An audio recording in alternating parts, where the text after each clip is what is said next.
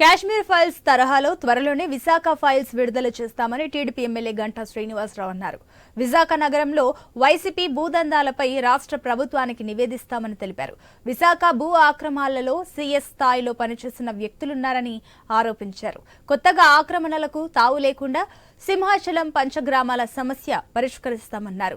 Bhogapuram airport వస్తే విశాఖ ముఖ చిత్రం మారిపోతుందన్నారు. సింహగిరి గిరి ప్రదక్షిణకు భక్తులు ఎటువంటి ఇబ్బందులు పడకుండా చర్యలు తీసుకుంటామని తెలిపారు. అభివృద్ధిపైనే సీఎం చంద్రబాబు దృష్టి పెట్టారని గంటా శ్రీనివాసరావు తెలిపారు. ప్రజాప్రతినిధులుగా ప్రజల ఆశలను నెరవేర్చడం తమ కర్తవ్యమని స్పష్టం చేశారు. ప్రజల్లో ఒక భయాందోళనలు కలిగించిన అంశం ల్యాండ్ టైటిలింగ్ యాక్ట్.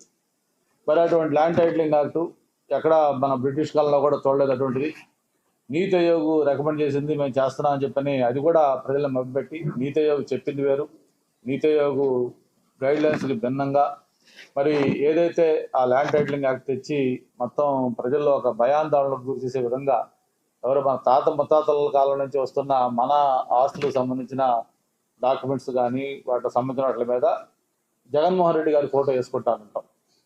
అంతేకాదు ఒరిజినల్ డాక్యుమెంట్స్ ఏవైతే ఉన్నాయో అవి తాడేపల్లిలో పెట్టుకొని మీకు నకళ్ళు ఇస్తానని చెప్పడం. అంతేకాకుండా ఏదైతే భూమి సర్వే చేస్తే సర్వే రాళ్ళు కానీ పాత్ర ఉంటే ఆ సర్వే రాళ్ల పైన కూడా జగన్మోహన్ రెడ్డి గారి ఫోటో. అంటే ఈ ప్రభుత్వం ఎంత పోగళ్ళకి వెళ్ళిందంటే ప్రభుత్వాలు అనేది దానికి ఒక కాల పరిమితి ఉంటుంది.